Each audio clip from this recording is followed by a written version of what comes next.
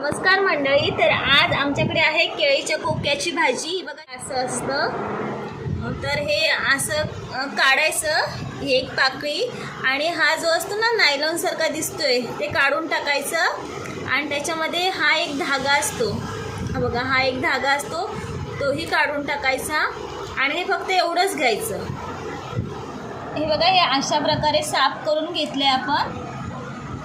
हे फक्त याच्यामध्ये जे असं हे नायलॉन सारखं असतं ते काढून टाकायचं. आणि हा एक धागा असतो तो काढून टाकायचा आहे. बाकी हे सगळं घ्यायचं आहे. हे बघा, हे असं आतमध्ये ही फुलं असतात, ह्याच्यामध्ये हे असं काढायचं.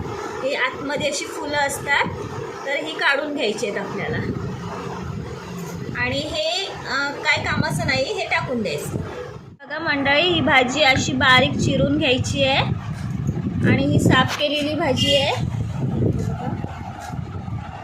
आणि हा आतमध्ये जो छोटा कोका असतो तो घेतलेला हा कोवळा आहे, त्याच्यामुळे हा पण चिरून घ्यायचा आहे भाजीमध्येच. अशी बारीक भाजी चिरून घ्यायची आहे.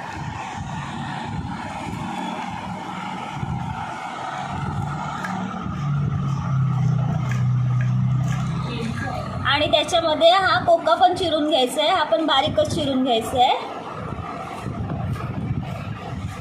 कोका पण चिरून घ्यायचा आहे आपल्याला बारीक. हा कोवळा आहे, त्याच्यामुळे तो भाजीमध्ये चिरून घ्यायचा आहे.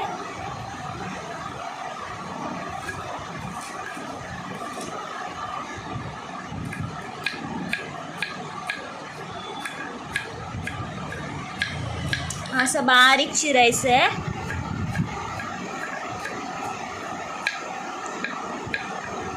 ही भाजी अशी बारीक चिरून घेतलेली आहे. तर ही आता आपण उकडून घ्यायची आहे. भाजीसाठी पाणी गरम करत ठेवले. आता त्याच्यामध्ये आपण भाजी टाकून घेऊया.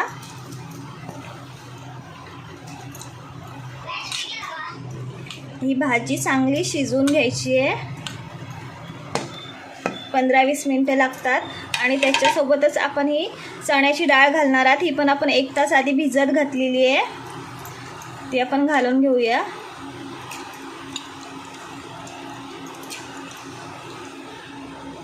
पंधरा 20 मिनिटं ही चांगली भाजी शिजवून घ्यायची आहे. मंडळी, आपली भाजी शिजवून झालेली आहे. छान शिजले भाजी, मऊ झाले. आता आपण गॅस बंद करूया.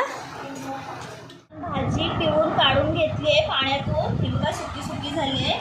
आता ह्याच्यासाठी लागणारं साहित्य मी तुम्हाला दाखवते. तर कांदा आणि थोडीशी मोहरी ही फक्त आपली फोडणीला जाणार आहे. आणि हे खोबरं, हळद, मीठ आणि आपला कोकणी मसाला आणि थोडंसं हिंग. मध्ये हे आपण खोबरं टाकून घेऊया आधी. आणि हे मीठ आणि मसाला, हळद आणि हिंग हे सगळं टाकून घेऊया. ह्याच्यामध्ये सगळे मसाले कमी जातात, जास्त काही लागत नाही. कमी ह्याच्यामध्येच भाजी तयार होते.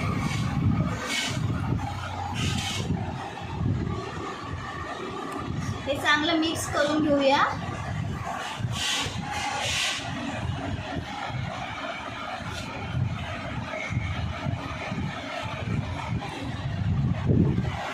हे हातानेच मिक्स करायचं, म्हणजे भाजीला मसाला छान लागतो. आता हे मिक्स करून झाले. आता आपण फोडणीला घालून घेऊया. गरम झाले आपलं. आता ह्याच्यामध्ये आपण तेल घालून घेऊया. थोडंसं तेल घालायचं आहे.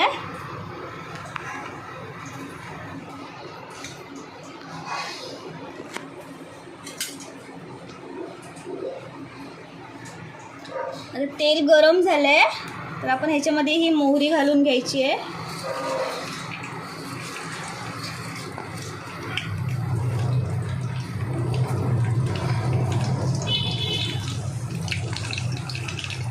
मोहरी चांगली तडतडून घ्यायची आहे, नाहीतर मग ती कडवट लागते दाताखाली. ती बघा, छान तडतडते मोहरी.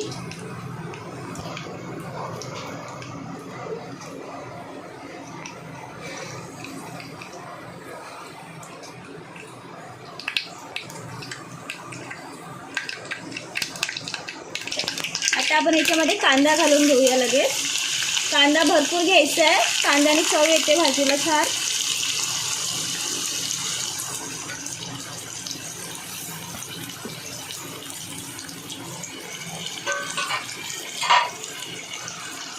कांदा थोडा मऊ होऊन द्यायचा आहे.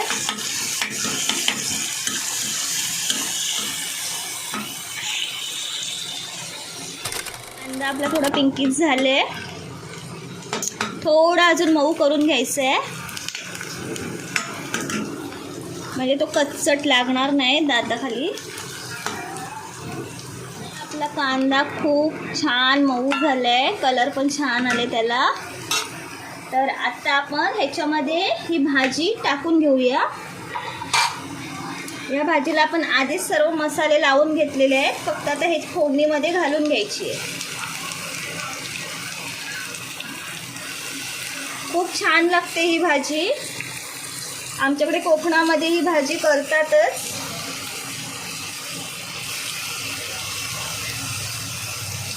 एकदा मी तुम्हाला फणसाच्या भाजीचा पण व्हिडिओ दाखवते, फणसाची भाजी कशी बनवतात ते. कारण आमच्या कोकणामध्ये केळीच्या कोक्याची भाजी आणि फणसाची भाजीच फेमस आहे जास्त.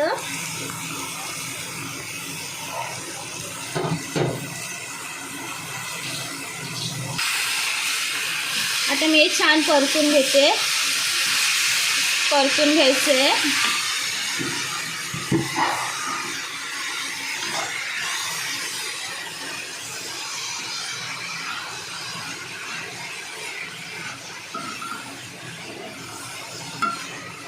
आता ही भाजी मी परतून घेतली आहे. ही 5-10 मिनटं अशी शिजून घ्यायची आहे व्यवस्थित. थोडंसं जर पाणी ह्याच्यामध्ये असेल तर ते कमी होईल पाणी, म्हणजे भाजी छान सुटसुटीत होईल. A few moments later.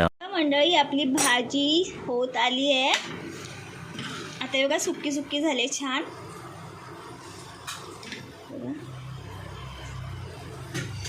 अजून थोडंसं मला पाणी वाटते ह्याच्यामध्ये, ते होईल एक 5 मिनटात. थोडी 5 मिनटं अजून ठेवूया. याच्यावर आपण झाकण ठेवायचं नाही, म्हणजे स्टीमला ठेवायची नाही भाजी. कारण का स्टीमला ठेवली तर अजून त्याचं अंगचं पाणी तयार होतं भाजीमध्ये, त्याच्यामुळे ही भाजी अशीच वाफेवर नाही शिजवायची, अशीच शिजवायची. मंडळी आपली भाजी होत आली आहे. आता बघा सुक्की सुक्की झाले छान.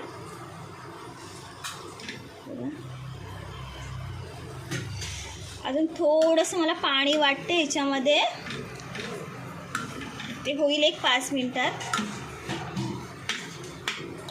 थोडी 5 मिनटं अजून ठेवूया. याच्यावर आपण झाकण ठेवायचं नाही, म्हणजे स्टीमला ठेवायची नाही भाजी. कारण का स्टीमला ठेवली तर अजून त्याचं अंगचं पाणी तयार होतं भाजीमध्ये, त्याच्यामुळे ही भाजी अशीच वाफेवर नाही शिजवायची, अशीच शिजवायची. भाजी तयार झालेली आहे. आता याच्यामध्ये डाळ पण शिजलेली आहे. या भाजीमध्ये चण्याची डाळ किंवा चवळीच घालायची आहे, त्याच्यामुळे भाजीला टेस्ट छान येते. जर चण्याची डाळ नसेल तर चवळी भिजत घालून घातला तरी चालेल, सफेदवाली चवळी. छान लागते ही भाजी, खूप टेस्टी लागते. एकदा ह्या पद्धतीने करून खाऊन बघा. भाजी तयार आहे आपली.